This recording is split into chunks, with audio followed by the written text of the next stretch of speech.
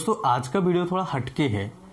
Corona के मरीज में क्या ईएसआर बढ़ जाता है, और अगर बढ़ जाता है तो क्यों बढ़ जाता है, और अगर ये बढ़ जाता है तो कैसे कम होगा, आज के वीडियो में जानेंगे। अगर वीडियो अच्छा लगे तो लाइक जरूर कीजिएगा, और आप किस किस टॉपिक पर वीडियोस बनवाना चाहते हैं, यानी आपकी डिमांड क्या है, मुझे कमेंट बॉक्स में जरूर डालिएगा।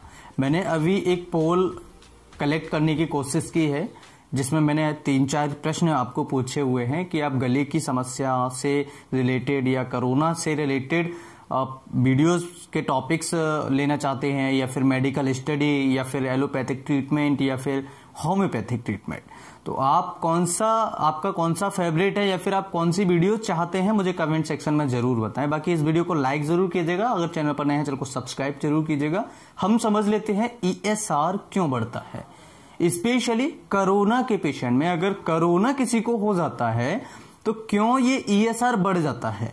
देखिए, ईएसआर का फुल फॉर्म होता है एरिथ्रोसेडिमेंटेशन रेट। ये हमारे शरीर में बताता क्या है, जब हमारे शरीर में कहीं सूजन हो जाती है, इन्फ्लेमेशन होने लगता है शरीर में, तो इसका लेवल बढ़ जाता है।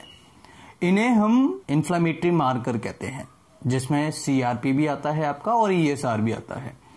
अगर किसी का सीआरपी और ईएसआर बढ़ा हुआ है तो कहीं ना कहीं उस व्यक्ति को, उस मरीज को शरीर के अंदर इन्फ्लेमेशन की कंडीशन है। तो इन्फ्लेमेशन की कंडीशन में सीआरपी और ईएसआर टेस्ट दोनों बढ़े हुए मिलेंगे हमें।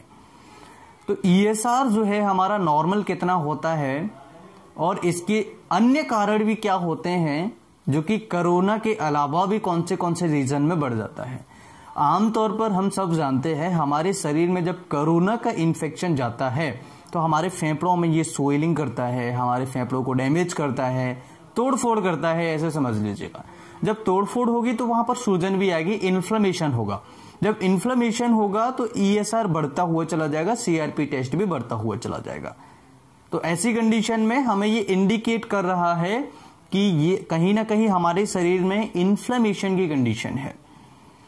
हालांकि ये नॉन स्पेसिफिक है, ये पर्टिकुलर किसी भी बीमारी को नहीं बताता है कि हमारे शरीर में एनीमिया हो गया है, या ट्यूबरक्लोसिस हो गया है, या फिर अर्थराइटिस हो गया है, रूमेटॉइड अर्थराइटिस हो गया है, ये नहीं बताएगा, स्पेसिफिक नहीं है। लेकिन इन्फ्लेमेशन को ये थोड़ा सा हमें इंडिकेट करता है कि शरीर में कहीं ना कहीं इन्फ्लेमेशन है। हालांकि ट्यूबरक्लोसिस में भी ईएसआर का लेवल बढ़ जाता है, मेसोसाइकल में भी ईएसआर का लेवल बढ़ जाता है, सभी प्रकार के एनीमिया में भी आपका जो ईएसआर होता है वो बढ़ जाता है। लेकिन एक एनीमिया को छोड़ के सारे एनीमिया में बढ़ता है।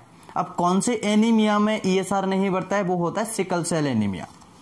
तो सिकल सेल एनीमिया को छोड़ करके सारे एनीमिया में ये लगभग बढ़ जाता है। इसके अलावा रूमेटॉइड अर्थराइटिस में बढ़ जाता है, रूमेटिक फीवर में बढ़ जाता है, मैलिग्नेंट ट्यूमर अगर कहीं होता है तब भी ईएसआर का लेवल बढ़ जाता है, पल्मोनरी ट्यूबरक्लोसिस में भी ईएसआर का लेवल बढ़ जाता है।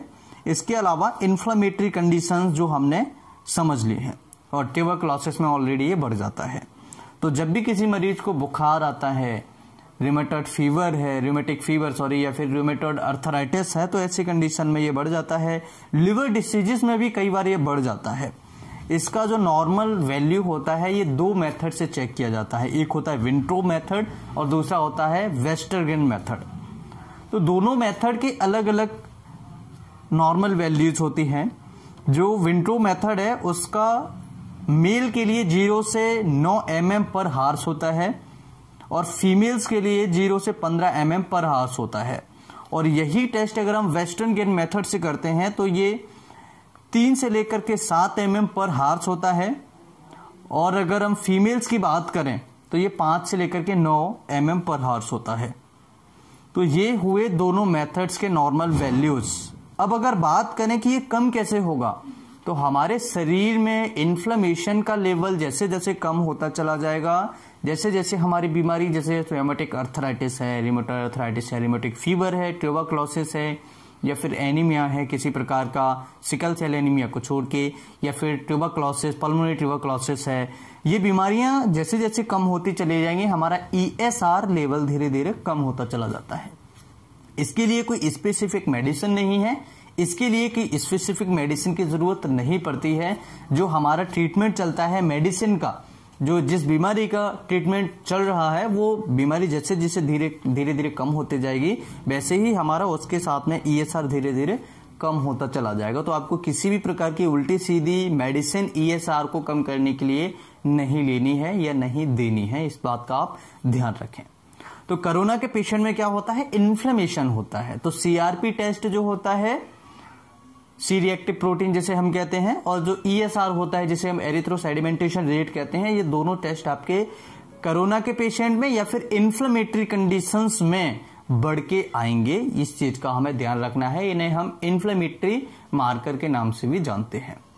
सो आप समझ गए होंगे, आपके दिमाग में ये सारी चीज क्लियर हो गई होगी कि ईएसआर और सीआरपी टेस्ट आपका कोरोना के पेशेंट में क्यों बढ़ के आता है। मैं उम्मीद करता हूं आज का वीडियो बहुत ही इन्फॉर्मेटिव होगा।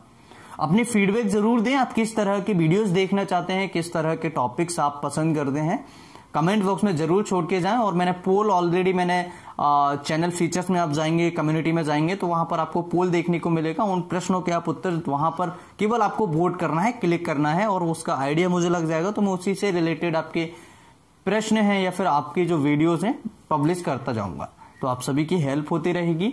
मैं फिर मिलता हूं इसी तरीके से नई वीडियो में, तब तक के लिए अपना प्यार देते रहे। मैं फिर मिलता हूं। नमस्कार, जय हिंद।